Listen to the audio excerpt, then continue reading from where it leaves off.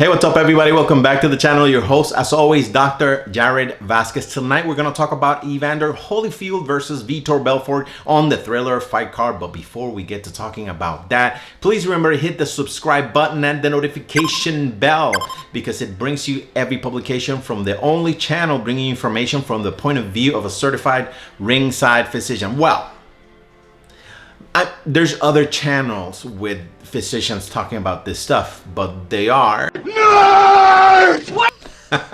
So let's get to the topic. Evander Holyfield, what a legend, fighting Vitor Belfort. His original opponent was Oscar De La Hoya, but he caught that virus that we can't mention because of, you know, YouTube. It was a last minute sub. And everybody was, social media had mixed opinions. A lot of people were saying, hey, this is a clown show, this is a circus, don't watch this. But they were watching, for sure, 100% for sure they were watching, even if it was from an illegal stream, they were watching. And there's other people that said, hey, no, this is an exhibition, Evander is old, he's 58, but he'll be all right. This is what transpired in that fight. Vitor Belfort was able to put away Evander Holyfield in just under a round, and this shows us that the real MVP was this guy right here, the ref of that fight, because he stopped the fight without Evander incurring in a lot of damage. It was a quick knockout. He received a couple blows, and the fight was over, and I was glad it was. I mean, Evander Holyfield, a heavyweight fighter. His last fight was almost a little bit over a decade ago. He's a fighter that, he wasn't knocked out a lot in his career. He definitely had knockout losses to James Toney and Riddick Bowe. Those were even more time ago, even more than 10 years ago.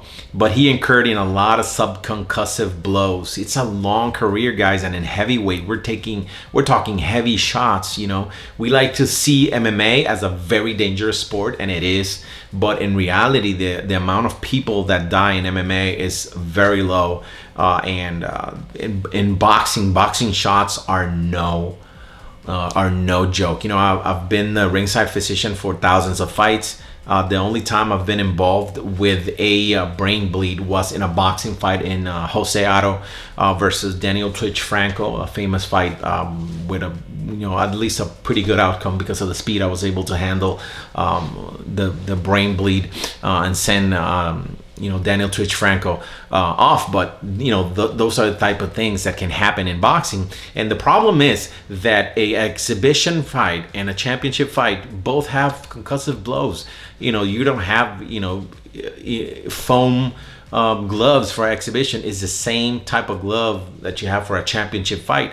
And in his case, in Evander Holyfield's case, his brain is older. He's 58. He's almost 60. Here's the brain of a 30 to 40-year-old, and here's the brain of a 50 to 65-year-old almost. He's 58 chronologically, but he's definitely way older than that physiologically. There's changes in the brain. There's some loss of mass in there. There's more space for the brain to wiggle around, with concussive blows inside the cranial vault. And there's more, there's a greater percentage that he could suffer from a subdural hematoma. So, this man stopping the fight, that was the best decision that happened all night. This was, for me, this was nothing to celebrate. I mean, Vitor Belfort got paid. I guess that, Evander Holyfield got paid handsomely. The same for Anderson Silva and Tito Ortiz. I mean, in Tito's case, he was dehydrated massively. He lost, almost 40 pounds. So the same dangers are there. You have a brain that's shrunken, CSF, the fluid where the brain floats around, of course, is reduced, and you can't recuperate it as quickly as possible, in one day of hyperhydration, and there's more likelihood or probability that you suffer from some brain damage. As you guys see, I mean, Tito was out. Tito Ortiz was definitely out. There's a lot of people saying that this was fixed, but it don't look fixed to me. But the issue here is that after Vitor Belfort's fight, Evander was saying that he was looking forward to a fight with Mike Tyson, and this could there be a worst idea?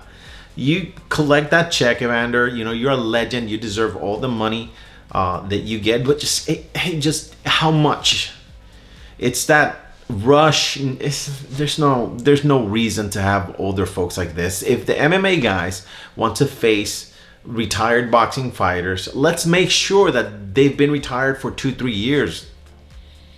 You know, I want to see Silva with Roy Jones, perhaps, after this, or a more currently retired fighter, not just a legend of almost 15 years ago.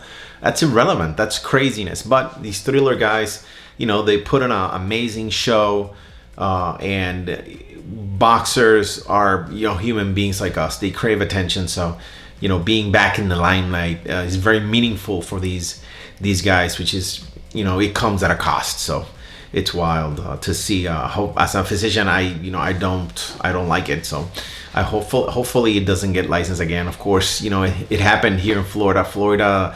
The boxing commission's a little bit more lax. You know, but guess what? If Evander Holyfield gets hurt and dies, everybody in the commission's liable, from ringside physician to the promoter to everybody. So hopefully nothing bad happens. So that's my analysis of the fight. It shouldn't have happened. The ref was, you know, the MVP of the night. So, you know, thank you for saving Evander from unnecessary punishment. So thank you guys for your attention. If you have any other comments, put it down there in the comment section, as there's always a boxing ring and an octagon down there in the comments. Put your opinion. Should Evander Holyfield get a second crack and fight Mike Tyson next? Put a simple yes or no down there in the comments, and remember to share this video to revive, you know, the algorithm. My channel has been kind of, you know, slow as tar as of recent, and I want to speed it back up and bring you guys more content. So see you later.